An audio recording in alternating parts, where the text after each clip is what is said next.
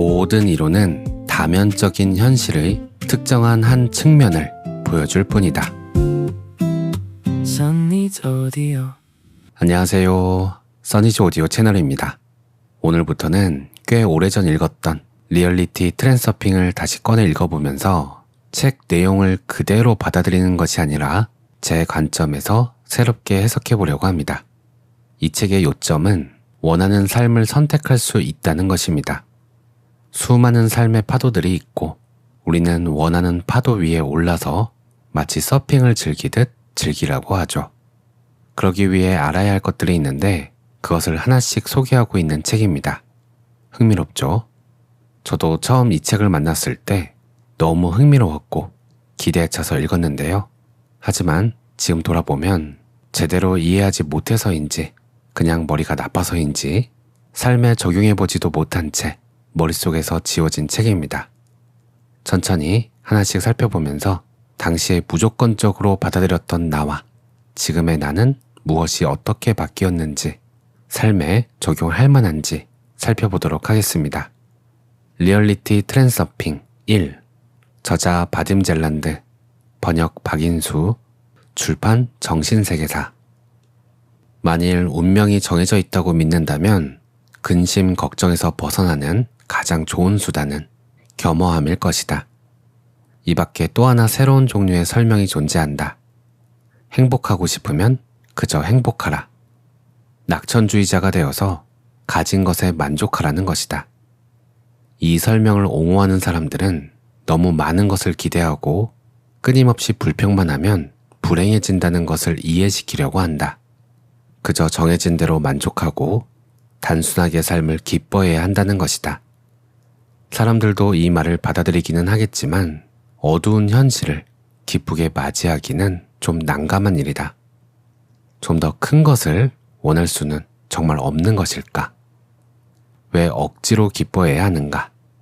그것은 자신에게 사랑하라고 강요하는 것이나 마찬가지 아닐까? 모두를 사랑하고 용서하라고 권하느라 바쁜 소위 깨달은 사람들이 우리 주위에 늘 있다. 물론 가혹한 현실을 피하려면 머리에 이불을 뒤집어 쓰듯이 환상을 덮어쓸 수 있다.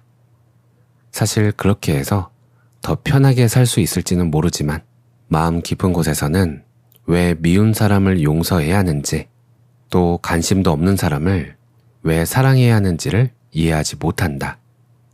그렇게 한다고 해서 무슨 이익이 있을까? 그것은 자연스러운 것이 아니라 억지로 짜낸 행복이다. 그 기쁨은 저절로 우러나오는 것이 아니라 치약을 짜내듯이 짜내야만 한다. 물론 인생이 하나의 정해진 운명에만 묶여있는 단조롭고 유치한 것이 아니라고 믿는 사람들도 있다. 그들은 가지고 있는 것에 만족하기를 싫어하며 주어진 것보다는 뭔가를 이루어내는 기쁨을 더 좋아한다. 그런 사람들을 위해서 운명에 대한 또 하나의 다른 관점이 있다. 사람은 자신의 행복을 스스로 빚어낸다. 그러니까 알다시피 사람은 행복을 위해 싸워야 한다. 달리 무슨 수가 있을까? 똑똑한 사람들은 아무것도 그냥 주어지지는 않는다고 말한다. 그것은 논쟁의 여지가 없는 사실처럼 보일 것이다. 주어진 대로의 행복을 받아들이기가 싫다면 몸부림으로 자신만의 행복을 찾아야 한다. 역사 속의 교훈적 이야기들은 영웅들이 밤낮으로 자신을 바쳐 용감하게 싸워서 상상할 수 없는 장애를 극복해냈다고 한다. 그들은 엄청난 고통과 어려움을 극복하여 싸움에 이긴 다음에야 성공과 행복을 얻었다는 것이다. 그러나 여기에도 미심쩍은 구석이 있다. 싸우고 고생하는 무수한 사람들 중에 실제로 성공에 도달하는 사람은 단 몇 사람 뿐이라는 사실이다. 성공을 위해 목숨을 걸고 평생을 싸워도 몽땅 헛수고가 되기도 한다. 삶이란 것은 왜 이토록 혹독하고 절망적인 것일까? 행복을 얻기 위해서 세상과 싸워야 한다는 것은 이 얼마나 힘겨운 일인가? 세상이 양보해주지 않으면 우리는 또 자신과 싸워야 한다. 가난하거나 아프거나 못생기거나 불행하다면 그것은 자신의 잘못이다. 당신은 결점이 많으니 자신을 바꿔야만 한다. 인간은 날 때부터 결점과 죄의 덩어리라는 사실을 마주하여 꿈에서라도 행복하려면 그것을 고치기 위해 끊임없이 노력해야만 한다. 이 무슨 고약하게 암울한 현실인가? 그러니 복 많은 부잣집에 태어나지 못했다면 겸허하게 고난을 참아내거나 아니면 끝없는 싸움에 평생을 바치는 것이 그의 운명인 것이다. 이런 인생을 받아들이라는 것은 아무리 생각해봐도 마뜩치 않다. 만사가 정말 이토록 암울하고 희망의 빛이란 전혀 없는 것일까? 탈출구는 있다. 위에 열거된 모든 해석과는 달리 그것은 단순하고도 즐거운 것이다. 왜냐하면 그 탈출구는 전혀 다른 차원에 놓여있기 때문이다. 트랜서핑에서는 운명의 개념이 근본적으로 다른 세계관 위에 놓여있다. 또 말도 안 되는 이상한 소리를 둘러대려 한다고 생각하고 실망하여 책을 집어던지지는 마시라. 알려진 모든 운명의 개념은 어떤 특정한 세계관의 근거에 있으며 그 세계관들은 또한 증명할 수 없는 몇 가지 전제로부터 나온 것이라는 사실에 여러분은 동의할 것이다. 예를 들어 물질주의는 물질이 먼저고 의식은 부차적인 것이라고 주장하며 관념론은 그 정반대를 주장한다. 하지만 둘 다 증명할 수 없는 주장이다. 그럼에도 그것을 근거로 세계관이 구축된다. 두 세계관은 양쪽 다 아주 그럴싸해 보이고 그것을 믿는 충실한 신봉자들이 있다. 이 두 파는 각자 고유한 방식으로 세상의 본질을 철학적, 과학적, 종교적 관점에서 설명할 수 있다.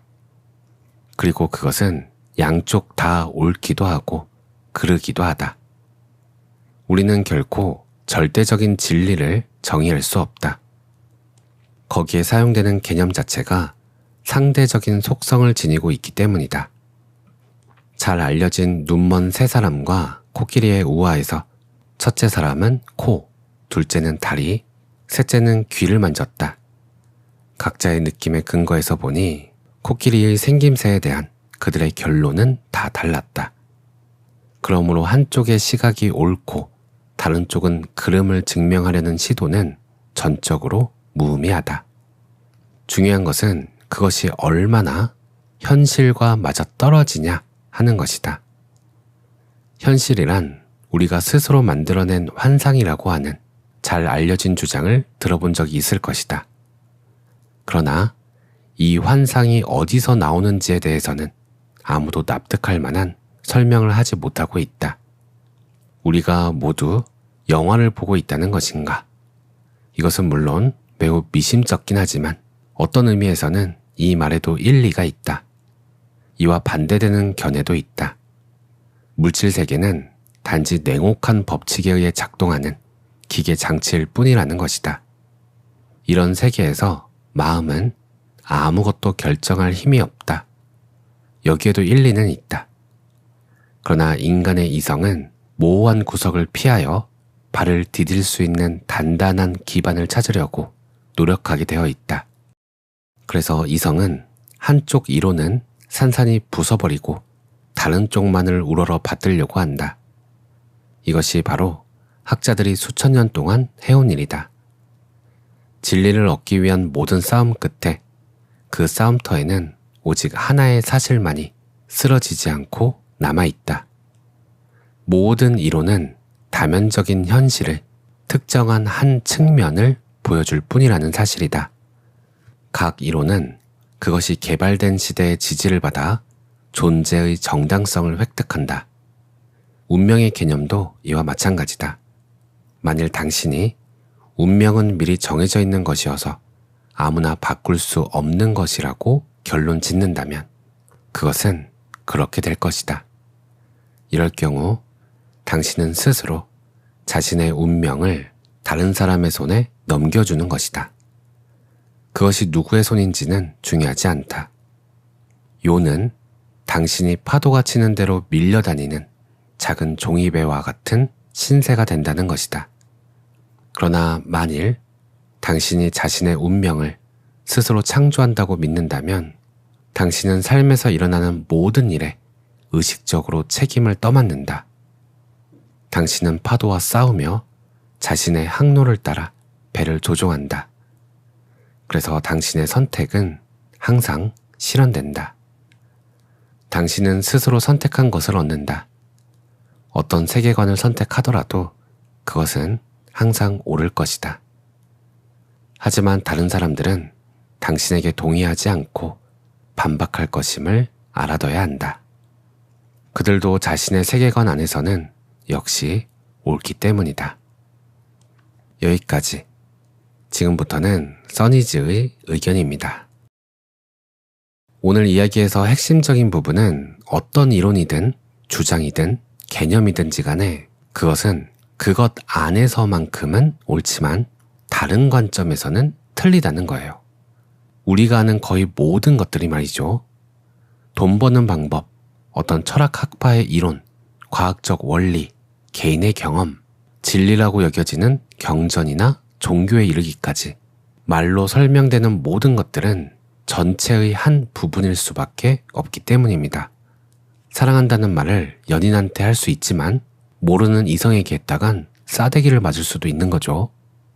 가만히 돌아보면 지금은 틀렸다고 생각하지만 과거 어느 시점에서는 당시 믿었던 그것이 나를 살렸고 움직이게 하는 에너지, 삶의 동력이 되기도 했습니다.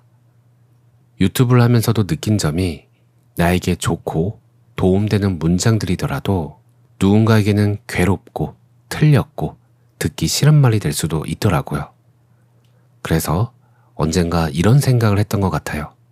확신하는 순간 그것은 깨지고 말 것이다. 그때부터 늘 내가 틀릴 수도 있다고 생각하고 가능성은 항상 열어두려고 했습니다. 그런데 여기서 머무르니 또 문제가 생기더라고요. 뭐 하나 제대로 된 결정을 하고 확신을 가지고 밀어붙이는 힘이 약한 거예요. 늘 붙잡을 뭔가가 필요했습니다. 그렇게 새로운 암과 믿음과 깨짐이 반복되었어요. 믿고 깨지고를 반복하며 괴로웠어요. 늘 지나고 나면 잘못된 선택을 한 것만 같은 느낌. 머리가 나쁜 건지 운이 나쁜 건지 과연 이게 끝이 있을까 싶기도 했죠. 그러다가 문득 알게 됐어요. 뭔가를 붙잡으면 언젠가 놓게 되는구나. 이것이 자연스러운 거였구나. 영원히 붙잡고 있을 수도 없고 영원히 놓고 있을 수도 없구나. 매 순간 알맞게 붙잡아지고 놓아지는구나. 이렇게 영원히 붙잡을 것을 찾는 과정은 끝났습니다. 그리고는 순간순간 붙잡아지고 놓아지는 것을 응원하고 사랑을 보내기 시작했어요. 오늘 책에서 말했던 억지로 보내는 사랑이 아니었고 사랑을 할 수밖에 없어서 사랑을 보내게 되더라고요. 이렇게 보니까 처음 군대를 가든 취직을 하든 유튜브를 하든 처음엔 모르니까 알려주는 대로 믿고 따라합니다. 그렇게 1년을 살아보면 한 사이클을 돌게 되잖아요. 2년, 3년 같은 사이클을 돌다 보면 패턴도 보이고 전체가 보이기 시작하죠.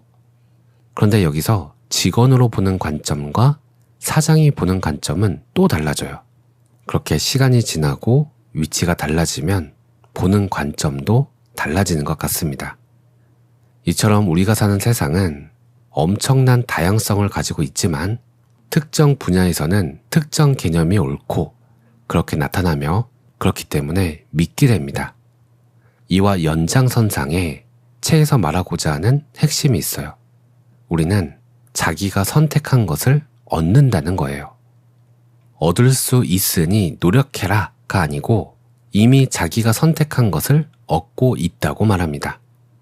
엄청난 다양성 속에서 우리는 그중 몇 가지를 선택하고 있으며 그 선택한 곳 안에서는 옳은 그곳에서만 나타나는 그래서 믿고 있는 것 그것이 지금 얻은 것들입니다. 이것은 내면과 외부 현실이 연결되어 있다는 말처럼 들리는데 여러분은 어떻게 생각하세요? 오늘은 여기까지. 다음 영상에서 이어서 살펴볼게요. 오늘도 평온한 하루 보내세요. 감사합니다. 사소하기 짝이 없는 사건 하나가 운명의 흐름을 바꿔놓을 수도 있다. 안녕하세요. 써니즈 오디오 채널입니다. 리얼리티 트랜서핑에서는 가능태라는 개념이 나옵니다. 가능태는 세상 모든 일의 경우의 수가 담긴 거대한 정보의 장을 말하는데요. 이것은 물리적인 공간이 아닙니다. 우리가 상상할 수 있는 모든 상황, 내가 부자인 현실, 가난한 현실, 건강한 현실, 아픈 현실 등 실제로 일어나고 일어나지 않은 모든 가능성들이 들어있는 공간이에요. 이것이 실제로 존재하는지 증명할 수는 없지만 현실 속의 모습을 드러내는 모든 형체에는 반드시 그 근원이 있다는 사실로부터 시작하기 위한 가설적인 개념입니다. 수학은 인간의 감각이 인식한 것을 이해하고 설명할 수 있도록 돕기 위해 지성이 만든 추상물일 뿐이지만 자연은 이 모든 공식과 법칙을 기억할 필요도 저장 공간이 따로 필요하지도 않습니다. 그래서 자연은 법칙을 따르는 것이 아니라 법칙 그 자체이고 원인이자 결과이며 존재 가능한 모든 물체와 그 물체의 동선이 무한한 데이터 정보장으로 가지고 있다는 것이지요. 그것을 가능태 공간이라고 부릅니다. 과거, 현재, 미래에 존재하는 모든 정보들이 들어있지만 있다고 할 수도 없고 없다고 할 수도 없는 공간인 거지요. 다만 정보체로서 물질적이라고 할 수 있는 기반을 가지고 있다고 볼 수 있습니다. 오늘은 이 가능태에 대해서 살펴볼게요. 리얼리티 트랜서핑 1, 저자 바딤 젤란드, 번역 박인수, 출판 정신세계사. 정보체인 가능태 공간은 물질적이라고 할 수 있는 기반을 가지고 있다. 이 무한한 정보장은 일어날 수 있는 모든 사건의 모든 가능태를 품고 있다. 그러니 이 가능태 공간 안에는 모든 정보가 담겨 있다고 할 수 있다. 이 정보가 어떤 방식으로 저장되는지는 논하지 않기로 하자. 그것은 별로 중요하지 않다. 기억해야 할 가장 중요한 것은 가능태 공간이 시간과 공간 속을 움직이는 물질의 형판 혹은 좌표 시스템의 역할을 한다는 사실이다. 가능태 공간의 각 점은 어떤 사건의 특정한 가능태를 품고 있다. 이해를 돕기 위해 모든 가능태가 시나리오와 무대장치로 구성되어 있다고 생각해보자. 무대장치는 현실이 펼쳐지는 외적 형태, 즉 현상이고 시나리오는 물질이 움직여가는 트랙이다. 편의상 가능태 공간을 섹터별로 나눌 수 있다. 각각의 섹터가 고유한 시나리오와 무대장치를 가지고 있다. 섹터 간의 거리가 멀면 멀수록 시나리오와 무대장치의 차이도 크다. 사람의 운명도 이처럼 무수한 가능태로 이루어져 있다. 가능태 공간은 무한하기 때문에 이론상 인간 운명의 시나리오와 무대장치의 형태와 수는 무한하다. 그래서 사소하기 짝이 없는 사건 하나가 운명의 흐름을 바꿔놓을 수도 있다. 인간의 삶은 물질의 움직임과 마찬가지로 원인과 결과의 사슬에 지나지 않는다. 가능태 공간에서는 원인과 결과가 서로 가까이 배치되어 있다. 원인 다음에 곧 결과가 따라온다. 그래서 한 사람의 운명의 구역이 한 생애의 트랙을 이룬다. 그런 한 인생 트랙의 시나리오와 무대장치는 그 성격이 비슷하다. 한 사람의 삶은 시나리오와 무대장치를 바꾸어 놓는 사건이 일어나기 전까지는 하나의 트랙을 따라 평범하게 흘러간다. 그러다가 운명이 커브를 틀면 다른 인생 트랙을 따라 움직이기 시작하는 것이다. 당신이 어떤 연극을 봤다고 상상해보자. 다음날 당신은 같은 연극을 보러 또 극장에 간다. 그런데 오늘은 무대 장치가 조금 바뀌어 있다. 이 두 연극은 가능태 공간에서 서로 비교적 가까이 배치된 인생 트랙들이다. 다음 연극 시즌에 당신은 같은 배우들이 출연하는 같은 연극을 보는데 이번에는 시나리오가 많이 바뀌어 있다.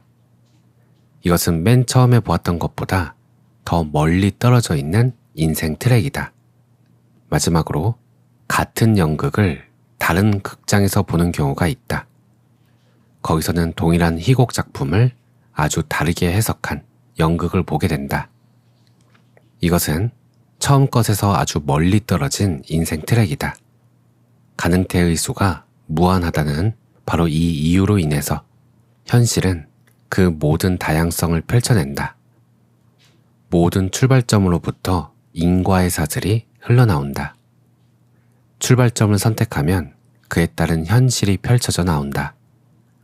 선택된 출발점에 따라서 다른 인생 트랙을 따라 현실이 전개된다고 할 수 있는 것이다.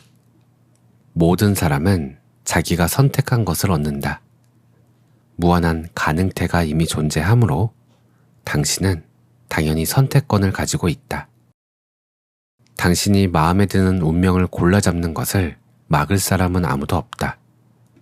운명을 지배한다는 것은 결국 단 하나의 단순한 일, 곧 골라잡기로 귀착된다. 그러면 그 선택은 어떻게 하는 것일까? 트랜서핑이 그 답을 줄 것이다. 그러니까 정보체는 무한한 수의 잠재적 가능성, 즉 각기 고유한 시나리오와 무대장치를 지닌 가능태를 담고 있다.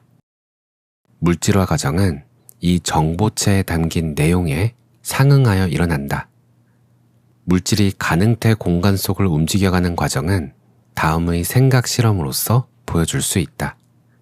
물이 들어있는 호수를 상상하라.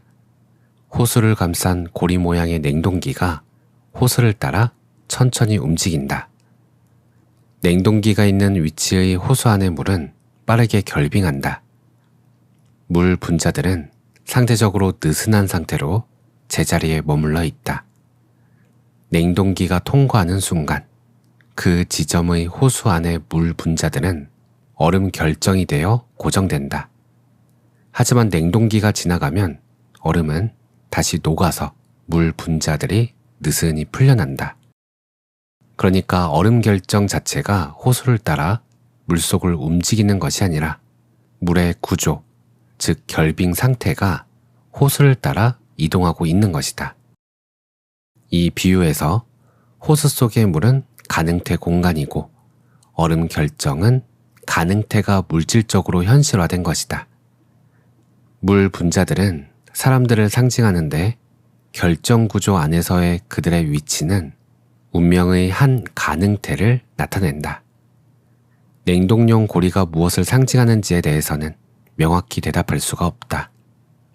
이것은 다른 말로 하면 정보체는 어떻게, 왜 물질로 변할 수 있는가 하는 것이다. 양자 물리학의 미시세계에서 물질은 에너지 다발의 형태를 취할 수 있다. 우리는 진공 공간에서 소립자들이 탄생과 소멸을 반복한다는 것을 알고 있다. 그러니까 물질은 한편으로는 존재하지만 동시에 사실은 물질적 바탕을 제대로 갖추지 못하고 있다. 분명한 점은 단 하나, 만질 수 있는 모든 것은 만질 수 없는 에너지로부터 비롯된다는 사실이다. 바다의 파도는 가능태의 실현을 설명하기에 좋은 또 하나의 비유이다. 지진 때문에 바다에 파도가 생기는 경우를 가정해보자. 파도는 거대한 혹처럼 바다 표면을 따라 이동해 간다. 그러나 바닷물 자체는 그 자리에 그대로 머물러 있다. 퍼져나가는 것은 물의 덩어리 자체가 아니라 위치 에너지의 상태이다. 단지 해변에서만 물이 마른 땅을 적실 뿐이다. 다른 파도들도 모두 마찬가지다. 이 비유에서 바다는 가능태 공간이고 파도는 그것이 물질적으로 실현된 상태이다. 여기서 우리는 무엇을 얻을 수 있을까? 시간은 공간과 마찬가지로 정적이다. 우리는 영화 필름이 돌아가면서 장면들이 꼬리를 물고 이어질 때에만 시간의 흐름을 느낄 수 있다. 이제 필름을 전부 펼쳐놓고 모든 장면을 동시에 바라보라. 시간은 어디로 갔는가?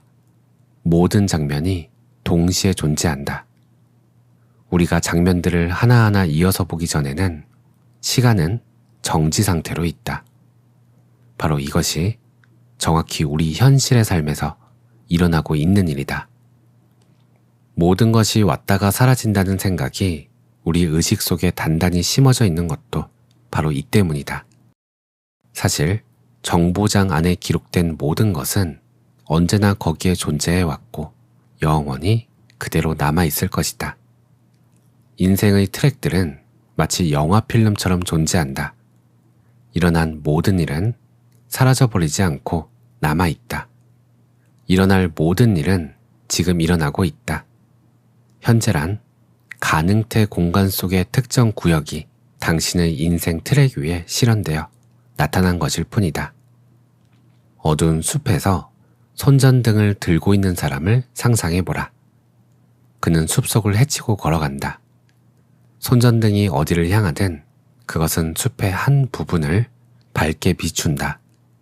물질적 현실은 마치 손전등 빛이 비친 곳처럼 자신을 드러낸다. 어두운 숲 전체는 가능태 공간이며 밝혀진 부분은 실현된 가능태 구역이다. 그렇다면 빛은 무엇일까?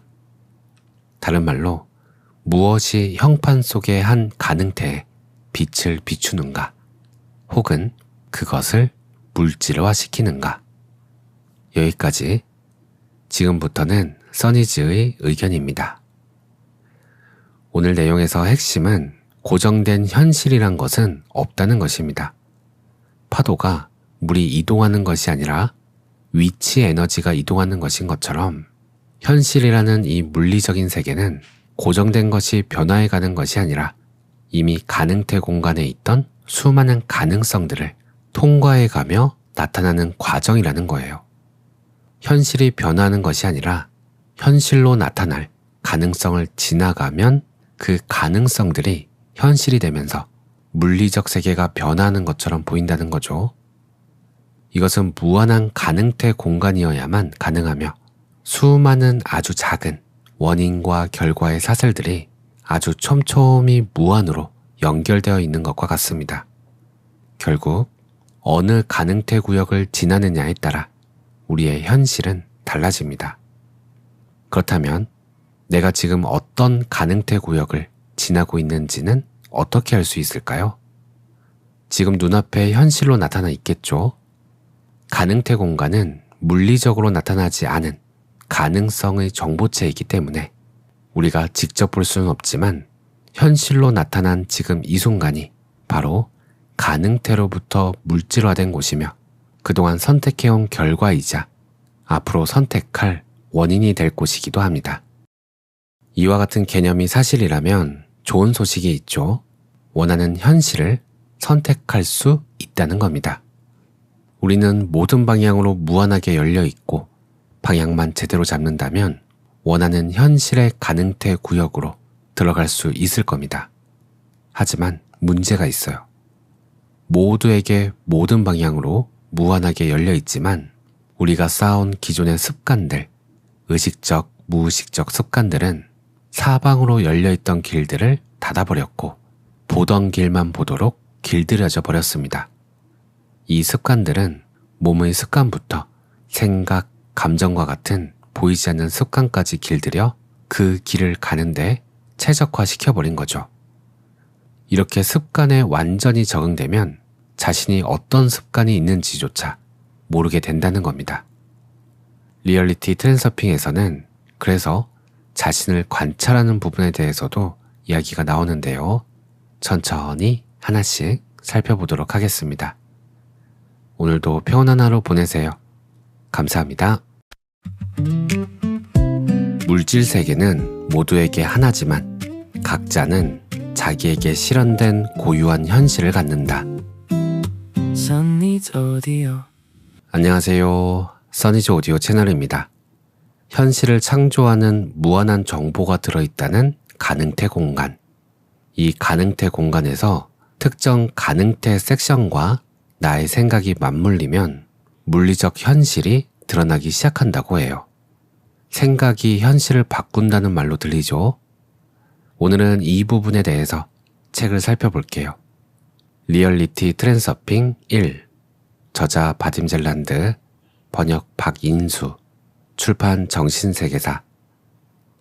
생각은 행동과 마찬가지로 사람의 운명에 동일한 영향력을 미친다. 사람들은 행동이 가시적인 결과를 끌어온다는 손쉬운 설명에 익숙해 있다. 생각의 영향은 보통 눈에 띄지 않으므로 설명할 수도 예측할 수도 없다. 생각과 그에 따른 사건들 사이의 일목요연한 인과관계를 보여준다는 것은 상대적으로 어려운 일로 보일 수 있다. 그러나 당신은 곧 한 사람의 생각이 그의 현실에 직접적인 영향을 미친다는 사실을 깨닫게 될 것이다. 사람은 정확히 자신이 선택한 것을 얻는다. 사실 인간은 이 무한한 우주 공간 속에서 아주 작은 한 기퉁이를 차지하고 있다. 우리의 세계에는 수많은 생명체들이 살고 있으며 그들 하나하나가 모두 현실의 형성에 자기 몫의 기여를 하고 있다. 각 생명체는 고유한 사년파와 그 매개 변수를 가지고 있다. 식물을 생각하는 존재로 보는 것이 불편하다면 그 작용에 다른 이름을 붙일 수도 있다. 하지만 이름을 바꾸어도 요점은 변하지 않는다. 심지어 무생물이 생물의 생각과 유사한 어떤 것을 가지고 있지 않다고 확언할 수조차 없다.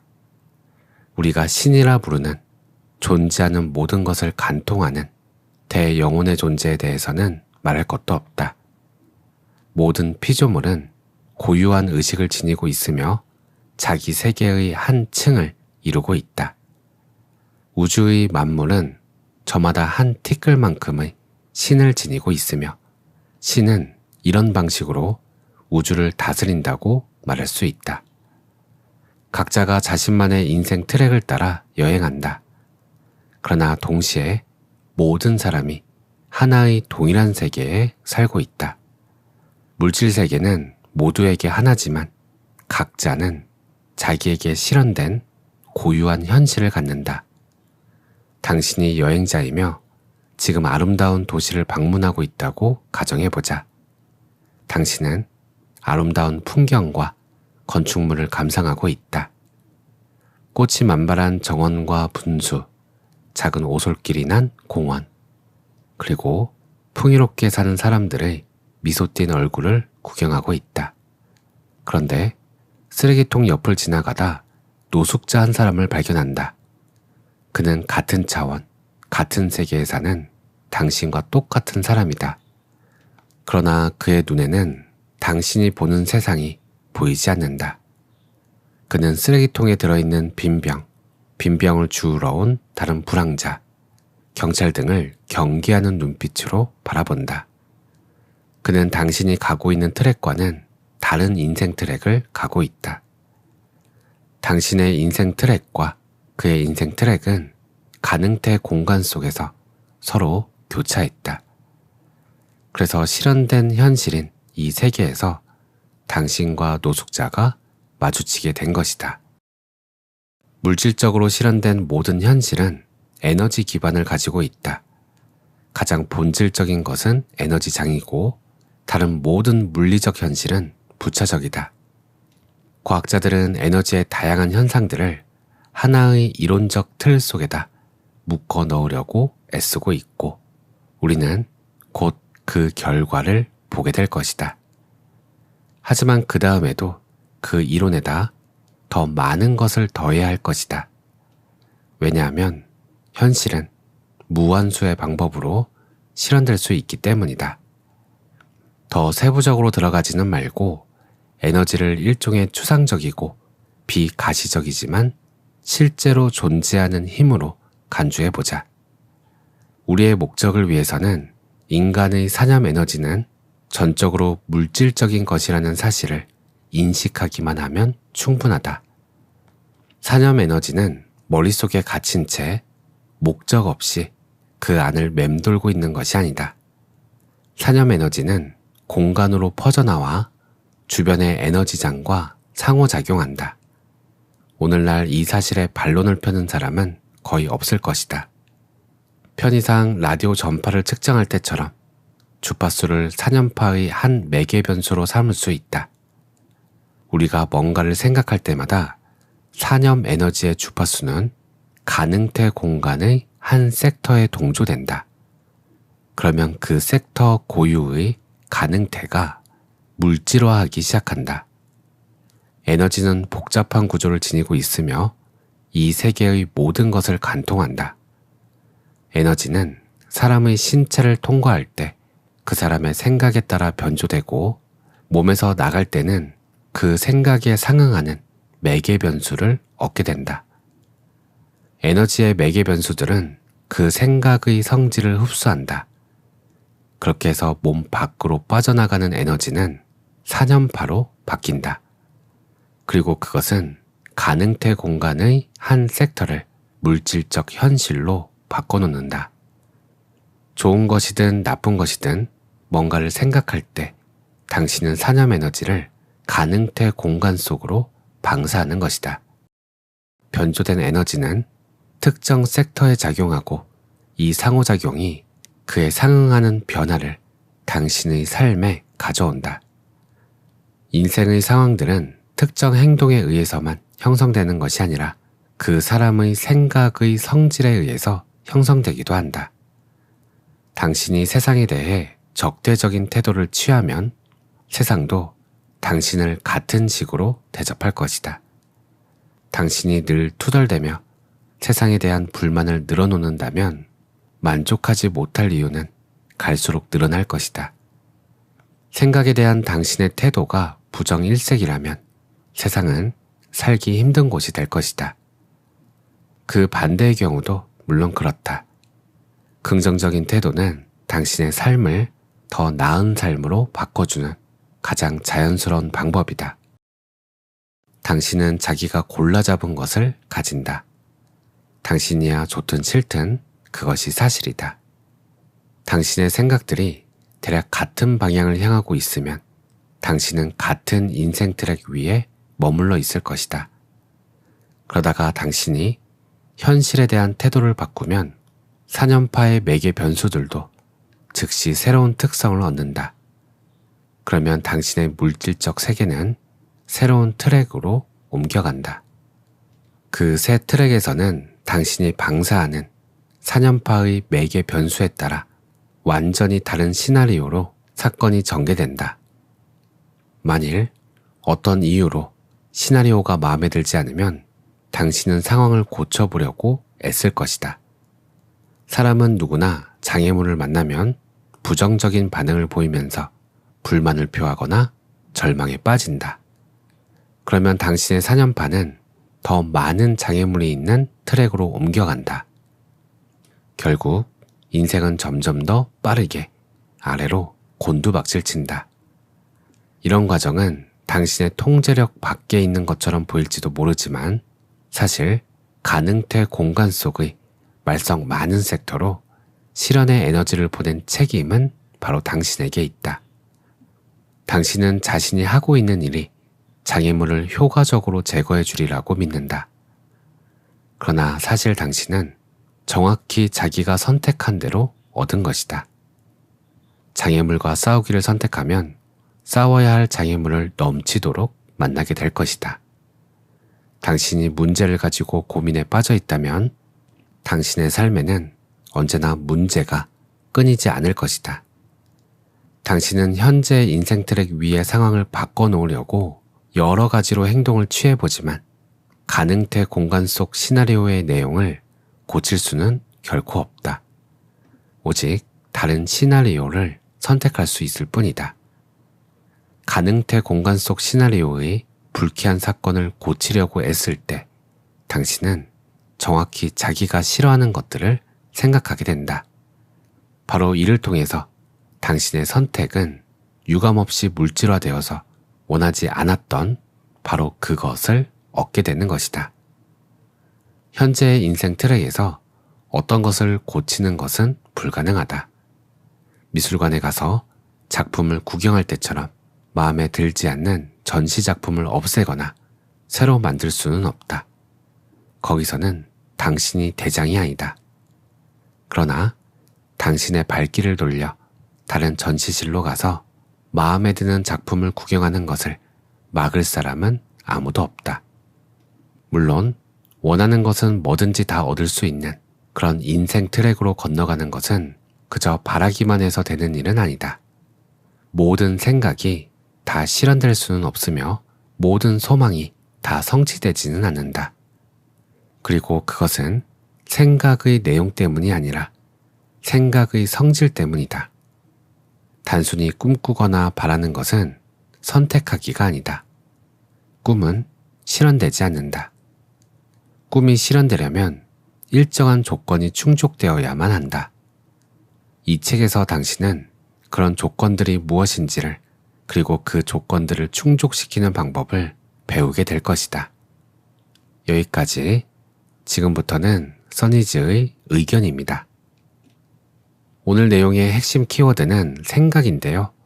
생각은 에너지이며 산연파가 되어 공간으로 퍼진다고 합니다. 그러면 주변의 에너지장과 상호작용이 일어나는데 가능태 공간의 한 섹터와 동조되면서 그 가능태 공간의 정보가 현실화된다고 합니다. 그런데 이상하죠? 생각만으로는 현실이 전혀 바뀌지 않는다는 걸 우리는 경험적으로 이미 알고 있습니다. 공부를 해야 시험 점수가 높아지고 바닷가를 가야 바닷물에 발을 담글 수가 있죠. 생각이 현실을 바꾼다기보다는 생각이 태도와 행동을 바꾸고 그 태도와 행동이 현실의 상황을 바꾼다고 하는 게 더 와닿습니다. 그러나 생각만 한다고 태도와 행동이 갑자기 바뀌지도 않아요. 그러면 저자는 왜 생각이 현실을 바꾼다고 하는 걸까요? 책 내용을 다시 한번 읽어보면 한 사람의 생각이 그의 현실에 직접적인 영향을 미친다는 사실을 깨닫게 될 것이다. 사람은 정확히 자신이 선택한 것을 얻는다. 저자는 선택한 것을 얻는다고 합니다. 생각이 떠오르는 순간 이미 그 생각은 가능태 공간에 영향을 주고 그 생각과 일치하는 가능태 공간의 정보가 현실에 나타나기 시작합니다. 하지만 여기서 이상한 부분이 있어요. 현실에 나타난 것은 물건이나 상황뿐 아니라 눈에 보이지 않는 우리의 생각과 감정도 포함이기 때문에 특정 생각은 특정 가능태와 맞물리면서 마치 거울처럼 서로를 비추게 됩니다. 그럼 똑같은 생각만 반복적으로 하고 똑같은 현실만 반복적으로 나와야 하죠. 하지만 조금씩 변화가 발생합니다. 이 변화를 일으키는 것이 저는 선택이라고 생각해요. 여기서 말하는 선택이라는 단어는 내가 생각을 선택하는 것이 아니라 생각이 선택되어짐입니다. 앞에서 말했던 것과 같이 생각은 산연파로 발산되는데 이렇게 발산된 산연파는 주변 에너지장과 상호작용한다고 합니다. 이 상호작용으로 생각의 변화, 에너지의 변화가 생기고 조금씩 다른 가능태 섹션으로 이동이 일어나는 거죠. 친구의 말 한마디에 화가 나고 위로를 받는 것처럼요. 결과적으로 개인적인 나의 선택이라는 것보다 수많은 인연으로 선택되어짐이라고 생각합니다. 학교 교육, 친구의 조언, 책, 선생님들, 유튜브 영상, 우리가 만나는 모든 것들이 인연이 되어 이 몸과 생각의 습관에 관여하게 되었고 그것을 우리는 나라고 부르고 있으며 따라서 나의 선택은 우리의 선택이기도 하다는 거죠. 자, 그럼 가장 좋은 가능태 섹션은 어디일까요? 이 질문의 정답은 없을 겁니다. 가장 좋다고 믿는 우리의 선택이 있을 뿐인 거죠. 책에서는 이제 우리가 원하는 가능태 섹션으로 가기 위한 방법들을 하나씩 이야기하기 시작합니다. 오늘은 여기까지. 오늘도 평온한 하루 보내세요. 감사합니다. 뭔가를 피하려는 욕구가 강하면 강할수록 그것을 갖게 될 위험은 더욱 커진다는 것이 분명해진다. Sunneeds audio. 안녕하세요. 써니즈 오디오 채널입니다. 오늘은 펜듈럼에 대해 알아볼 건데요. 펜듈럼은 좌우로 반복해서 왔다 갔다 하는 시계추를 말합니다. 이 펜듈럼이 계속해서 움직이려면 외부에서 에너지가 유입되어야 해요. 이와 마찬가지로 우리가 사는 세상에서도 펜듈럼처럼 에너지를 받아 마치 살아 움직이는 것들이 있습니다. 그것을 책에서는 펜듈럼이라고 부르는데요. 우리는 이 펜듈럼에게 에너지를 뺏기고 있다고 해요. 오늘은 이 펜듈럼에 대해 살펴볼게요. 리얼리티 트랜서핑 1. 바딤 젤란드 지음, 박인수 번역, 정신세계사 출판. 어떤 집단의 생각이 한 방향으로 초점이 맞추어지고 그 결과로 각자의 사념 에너지의 매개 변수가 동일해질 때 하나의 구조체가 생겨난다. 개개인의 사념 에너지는 합쳐져서 하나의 흐름을 이룬다. 그리하여 이 에너지의 바다 한가운데에서 정보에 기반을 둔 하나의 독자적 에너지체인 에너지 펜듈럼이 만들어지는 것이다. 이 구조체는 독자적인 생애를 시작하고 그 창조에 참여한 사람들을 자신의 법칙에 복종시킨다. 그런데 이것을 왜 펜듈럼이라고 부르는가? 펜듈럼이 더 높이, 더 빠르게 흔들릴수록 더 많은 지지자들이 자신의 에너지를 보태주기 때문이다. 모든 펜듈럼은 고유의 특징적 주파수를 가진다. 예를 들어 펜듈럼은 일정한 간격, 주파수로 힘을 가해야만 흔들리게 할 수 있다. 이 주파수를 공명 주파수라고 부른다. 펜듈럼을 지지하는 사람의 숫자가 줄어들면 펜듈럼은 흔들림이 느려지다가 결국 움직임을 멈춘다. 펜듈럼을 흔들어줄 지지자가 없으면 펜듈럼은 멈추고 한 존재로서의 죽음을 맞이한다. 죽은 펜듈럼의 예를 몇 가지 들어보자. 고대 그리스와 로마의 다신교, 석기, 고대 무기, 옛날 패션, 레코드판 등 다른 말로 지금은 쓰이지 않는 오래된 것들이 모두 그렇다. 당신은 아마도 이 모두가 정말 펜듈럼이란 말인가 하고 놀랄 것이다. 그렇다. 사람들의 사념 에너지에 의해 그 특질이 형성된 모든 구조체는 펜듈럼이다. 전반적으로 말해서 어느 한 방향으로 에너지를 방사할 수 있는 모든 살아있는 존재들은 조만간 에너지 펜듈럼을 만들어낸다. 야생의 자연에 존재하는 펜듈럼의 예를 들어보자. 박테리아군, 생명체 집단, 물고기떼, 짐승떼, 숲의 군락, 대초원, 개미탑 등이 그것이다. 비교적 동종이며 잘 조직된 유기체로 구성된 모든 구조체는 펜듈럼을 형성할 수 있다. 그리고 모든 생명체는 하나의 에너지 단위를 이루므로 그것도 펜듈럼이라고 볼 수 있다. 이 단위 펜듈럼들이 모여서 하나로 흔들리기 시작하면 집단 펜듈럼이 된다.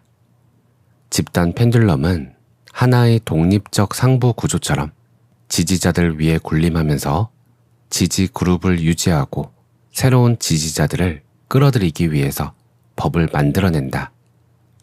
이런 구조체는 자신의 법칙을 따라 독자적으로 발전해 간다는 의미에서 자치적이다. 지지자들은 자기가 자신의 의지에 따라 행동하는 것이 아니라 펜듈럼의 법칙대로 행동하고 있다는 사실을 알아차리지 못한다.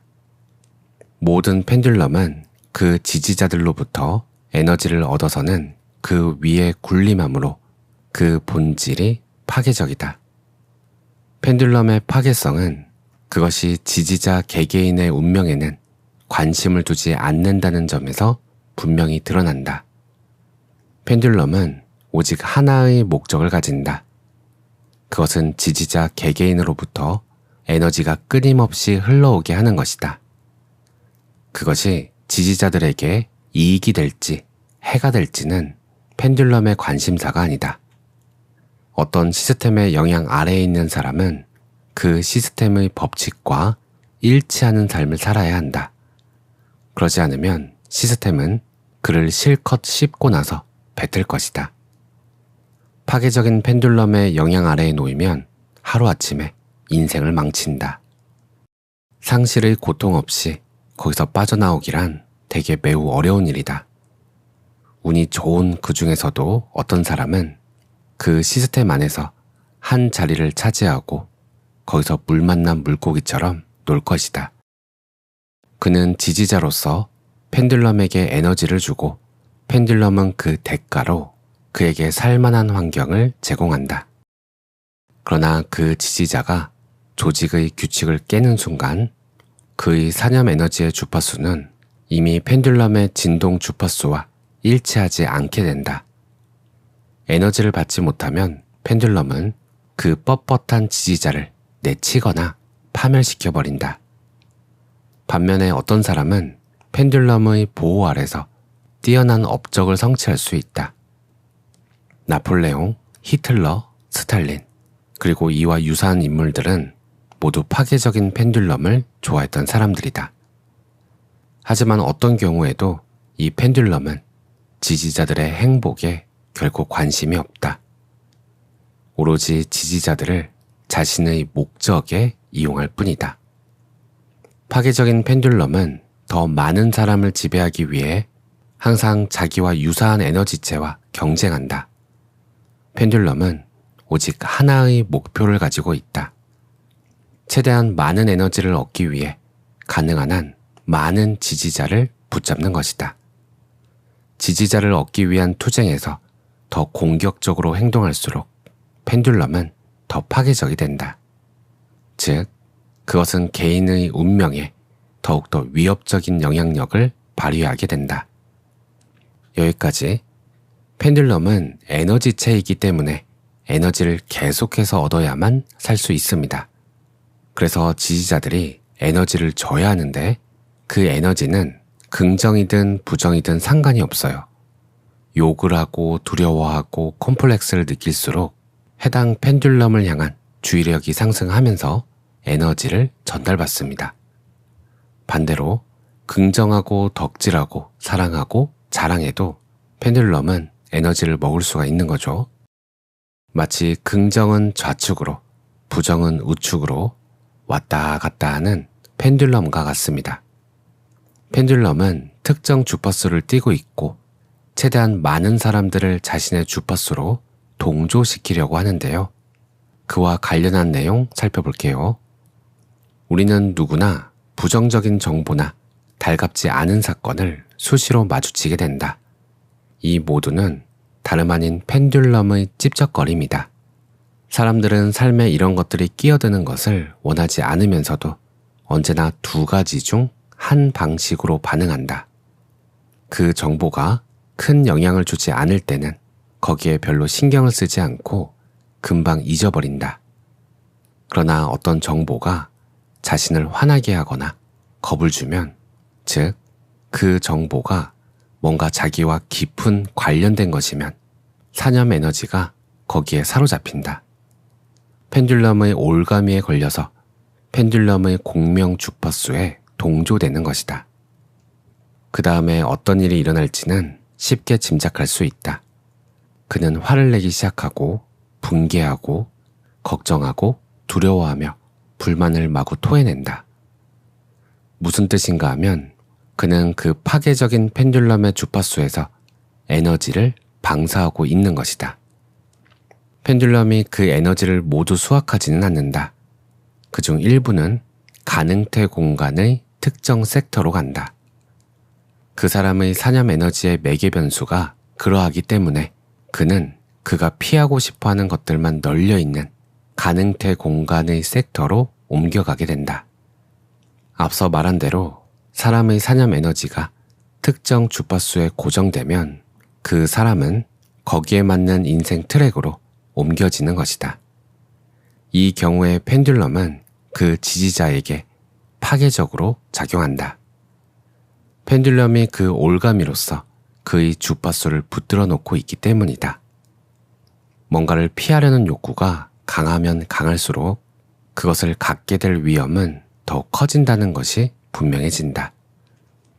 원하지 않는 것에 맞서서 싸우는 것은 사실은 바로 그것을 인생의 한 부분으로 만들려고 갖은 애를 쓰는 것이나 마찬가지다.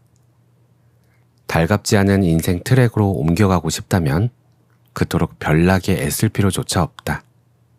부정적인 생각을 하면서 거기다 감정을 실어주는 것만으로 충분하다. 삶에서 원치 않는 일을 제거하는 유일한 방법은 당신의 사념 에너지를 사로잡고 있는 펜듈럼의 영향에서 벗어나는 것이다. 이제부터는 펜듈럼이 찝쩍거리도록 놔두지도 말고 그 게임에 빠지지도 말라. 파괴적인 펜듈럼의 소나기를 빠져나오는 방법은 두 가지가 있다. 펜듈럼을 그냥 지나가게 하거나 멈추게 만드는 것이다. 이 방법들을 좀 더 자세히 알아보자. 오늘 내용은 여기까지입니다. 책에서는 펜듈럼이라는 개념을 이야기합니다. 재밌는 점은 이 펜듈럼은 마치 살아있는 유기체처럼 외부의 에너지를 빨아먹고 산다는 거예요. 우리의 활동, 감정, 생각, 주의 집중을 가져갑니다. 어떻게 가져가는가? 우리를 자극함으로써 우리는 반응하게 되는데 반응하며 일으키는 에너지를 가져갑니다. 가만히 자신을 한번 관찰해 보세요. 하루 중 가장 자주 자극받는 것이 무엇인지, TV의 뉴스가 자극하고 유튜브의 수많은 콘텐츠들이 자극하고 거리의 수많은 상점들, 사람들, 직장이 자극합니다. 푸른 하늘과 흰 구름, 노을도 우리를 자극합니다. 그 자극들의 우리의 반응은 긍정적이기도 하고 부정적이기도 하며 그냥 지나치기도 합니다. 지나치지 못하면 우리는 붙잡히고 붙잡혔다는 사실을 알아차리지 못한 채 그것과 한참을 함께 있게 됩니다. 에너지를 쏟게 되는 거죠. 우리는 펜듈럼과 함께 살아가고 있고 살아있는 한 모든 펜듈럼에서 벗어날 수가 없습니다. 그렇다면 지혜롭게 파괴적인 펜듈럼만큼은 벗어난다면 그만큼 우리의 에너지를 아끼고 원하는 곳에 에너지를 쓸 수 있을 겁니다. 다음 영상에서 이와 관련해서 살펴볼게요. 오늘도 평온한 하루 보내세요. 감사합니다. 받아들이고 놓아보내는 것. 그것은 모든 것이 당신을 통과하여 지나가도록 허용하고 그것이 떠나갈 때 미련 없이 보내주는 것이다.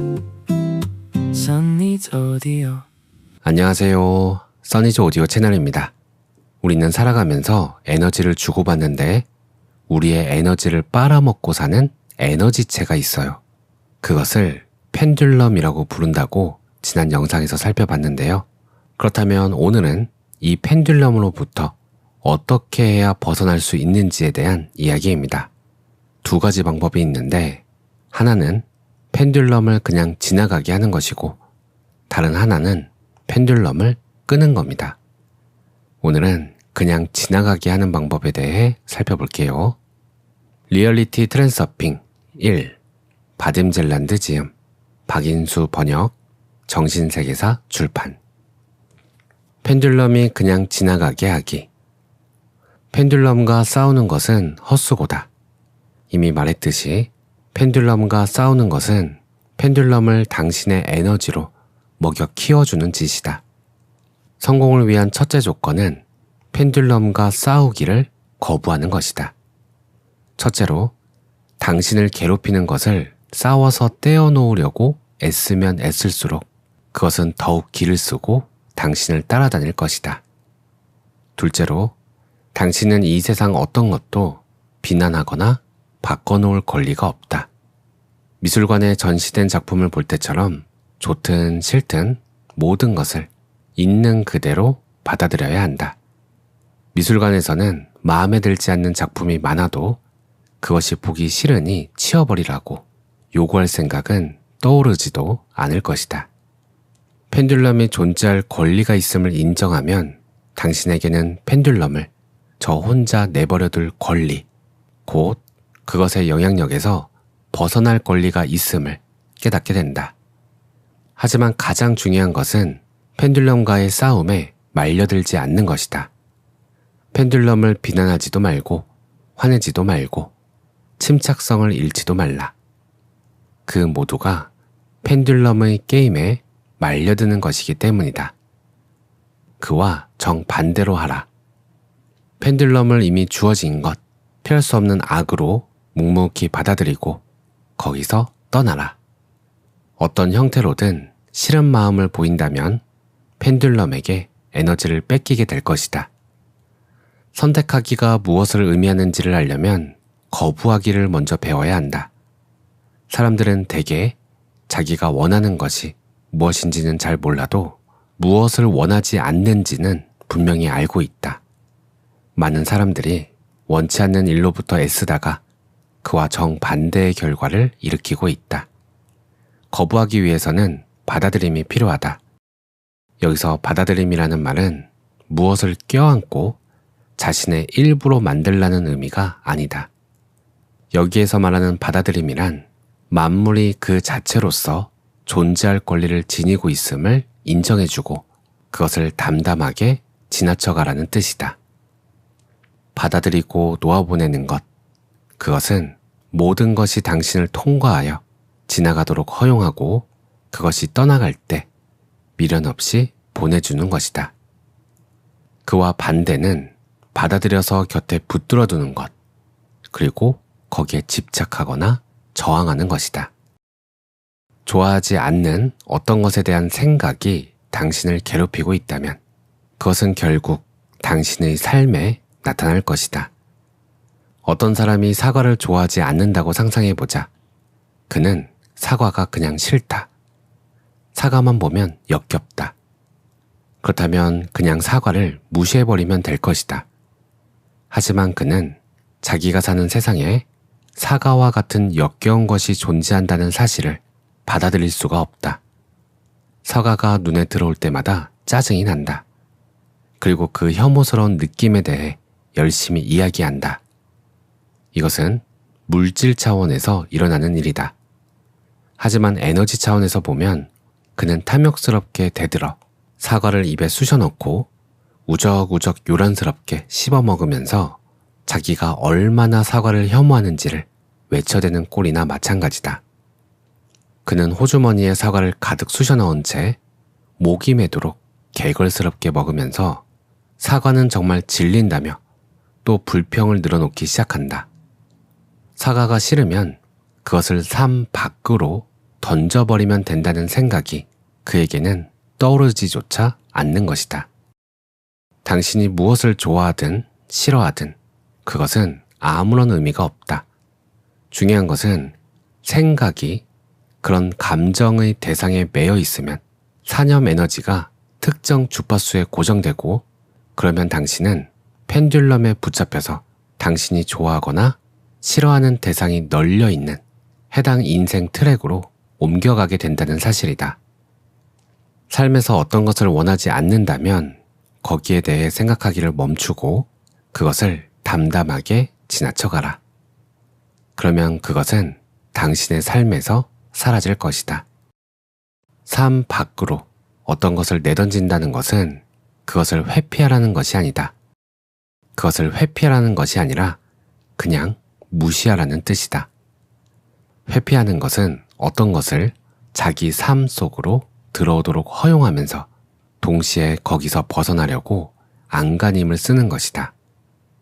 무시한다는 것은 어떤 식으로도 거기에 반응하지 않으며 따라서 그것을 삶 속에 가지고 있지 않는 것을 뜻한다.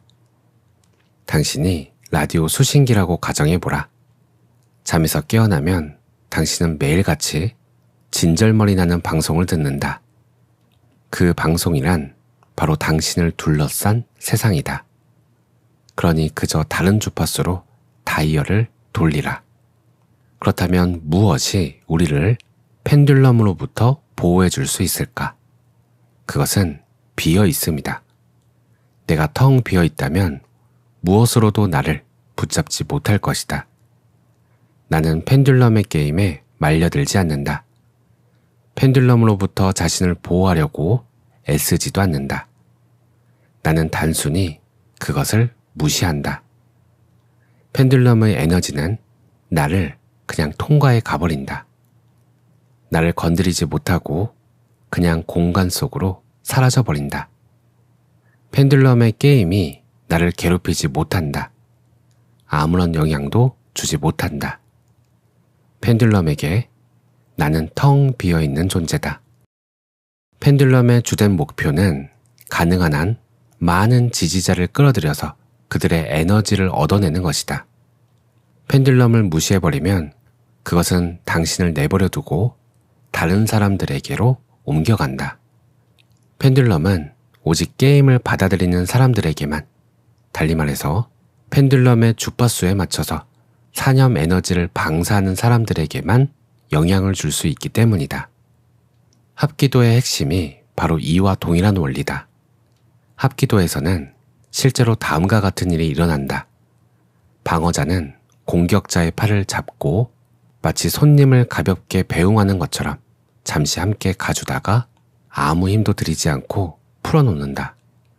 그러면 공격자는 처음 노렸던 방향으로 자신이 나가 떨어진다. 비밀은 오로지 방어자가 공격자에게 결코 맞서지 않는다는 데 있다. 방어자는 공격자의 길에 합류해서 잠시 그와 함께 간다. 그런 다음 그를 놓아보내주는 것이다. 공격자의 에너지는 허공 속으로 떨어진다. 방어자가 텅 비어 있다면 붙잡을 데가 없기 때문이다. 예를 들면 열성적인 상사가 당신에게 일을 잔뜩 맡기면서 정확히 자기가 원하는 대로 해줄 것을 강요한다. 당신은 그 일을 그런 식이 아니라 다른 방식으로 해야 하는 것으로 알고 있다. 아니면 아예 그 일이 당신이 해야 할 일이 아니라고 생각할 수도 있다.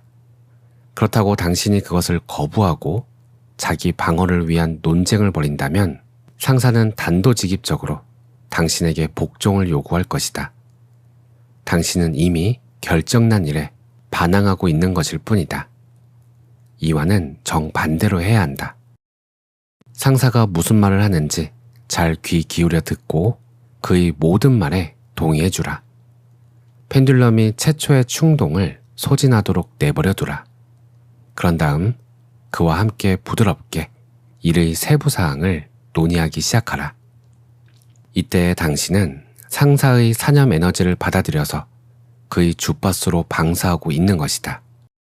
그의 충동은 아무런 반대에도 부딪히지 않았으므로 당분간은 잠잠히 가라앉아 있을 것이다. 그 일을 어떻게 해야 하는지를 더 잘 아는 척하지 말라. 뭐든지 긍정하고 논쟁을 피하라. 단지 그의 조언을 구하라. 어떻게 하면 더 빨리 잘할 수 있을지, 어쩌면 다른 직원은 더 잘할 수도 있지 않을지 물어보라. 이렇게 함으로써 당신은 그 펜듈럼을 따라 함께 흔들리는 것이다. 하지만 의식적으로 그렇게 한다. 그 게임에 빠지는 것이 아니라 마치 바깥에서 그것을 관찰하는 것처럼 한다. 펜듈럼은 게임에 완전히 몰두해서 흔들리고 있다. 그것은 펜듈럼의 게임이다. 펜듈럼이 결정하고 사람들은 거기에 동의하고 조언을 구한다. 당신은 당신을 향하던 그 에너지가 다른 해결책이나 그 일을 할 다른 사람에게로 방향을 바꾸는 것을 목격할 것이다. 당신에 관한 한 펜듈럼은 헛발질을 할 것이다. 여기까지.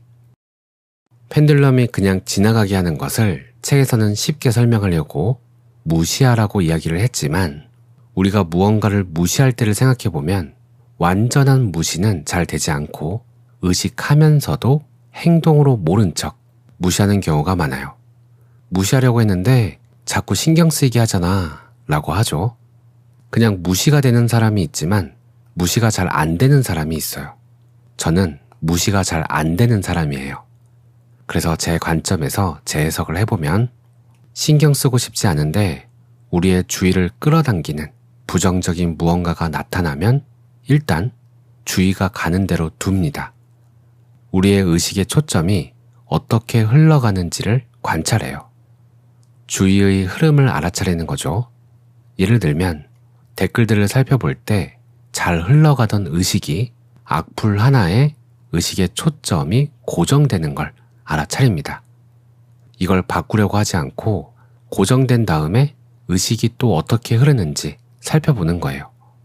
의식이 악플에서 화가 나는 감정으로 흐르는지, 이 감정을 공유할 친구를 찾는 것으로 흐르는지, 그리고 또 언제 다시 악플로 의식의 초점이 돌아오는지 알아차립니다. 다시 악플에서 또다시 화나는 감정으로, 감정에서 어떤 행동으로 의식이 흐르는 것을 계속 알아차립니다. 그러면 언제 에너지가 빠지고 힘이 들고 지치는지 슬슬 보이기 시작해요. 악플 자체는 그냥 그리고 이해할 수도 없지만 악플을 보고 난 후 그 악플에 대한 생각이 일어나자 감정이 일어나고 그 감정이 몸에도 영향을 주면서 혼란스러워지고 몸이 뜨거워지는 걸 알게 됩니다. 몸이 아프면 무시할 수 없고 정신이 혼란스러워도 무시할 수 없고 감정이 격렬해도 무시할 수 없죠. 하지만 생각은 바꿀 수 있습니다. 생각이 바뀌면 고정된 의식이 풀려납니다. 애초에 악플에서 악을 빼고 보는 게 가능하다면 의식이 그 댓글에서 고정되지 않았을 거예요. 좋다, 나쁘다를 빼고 바라보는 것. 이것이 펜듈럼에 걸리지 않는 것이라 생각합니다. 그런데 습관이란 게 참 무서운 것 같아요. 탁 의식을 고정시키는 나만의 키워드나 그 순간들이 있습니다. 오늘은 여기까지. 오늘도 평온한 하루 보내세요. 감사합니다.